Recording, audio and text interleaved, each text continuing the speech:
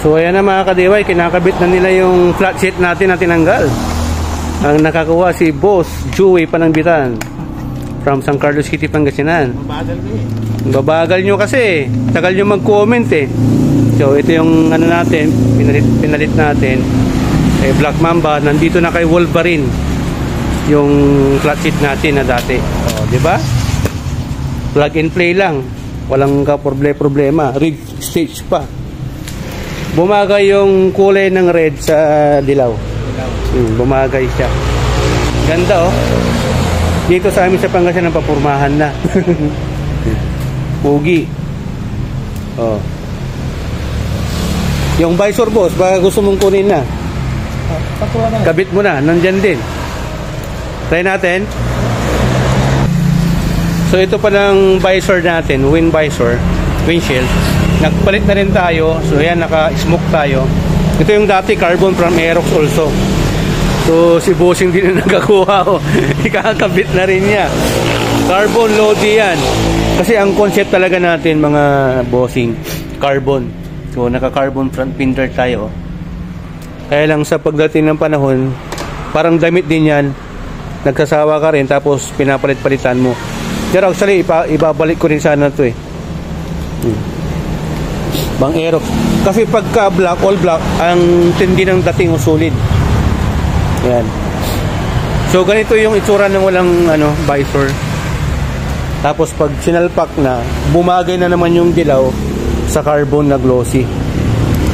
Yun.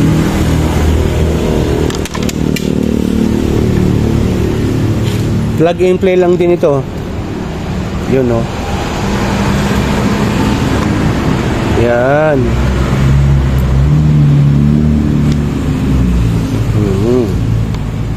Ayos. Pogi nung side mirror ni Bossing Joey. Yung pipe. Yan no.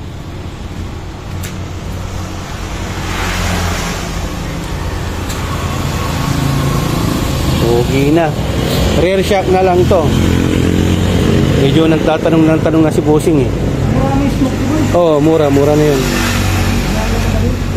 Parehas kami naka-ram air, pang Aerox. Ito is slim type. Yung sa akin standard. Mas maganda magpalit ka ng ram air tapos naka-racing filter ka, damang-dama yung arangkada. Ganda ng tunog. More air. Yan, naka-ERM na rin na rod cap. Tapos RS8 rod cover. Ganda oh. Mas maganda ganyan. Wag na lang yung naglalagay kayo nung yung umiikot yung fan kasi may fan na yan sa loob eh. Nasasaraduhan lang yung ikot ng yung flow ng hangin pag naglagay ka pa ng fan sa labas. Mas okay yung ganyan. Minimalist.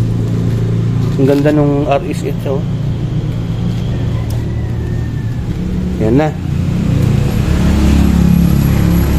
Pogi. Bumagay na naman. Kumusta boss? Yun. Rides na. Yung mga tropa natin dito eh. Ang bagal eh. Puro drawing eh.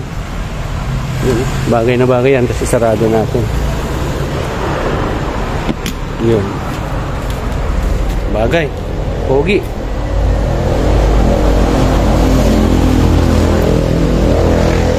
Diba? Bagay ang carbon sa dilaw. Pogi talaga na naka-flat sheet. Kitang-kita yung angas ng katawan ng gripping. Oh, napalit ka na rin palabos niya na. May carbon din ito eh. Ganda nito kasi pagka matutumba ka. Actually, ang purpose nito, balancer ito. Balance para hindi masyadong magalaw. Tapos pagka natumba ka, ito yung unang dadapo para hindi masira. Importante yan. Parang collision bar. Ayos. Okay na naman. Subscribe.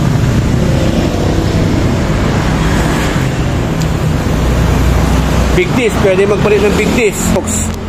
Pang Aerox. Big disc. Ganda din. Ayos.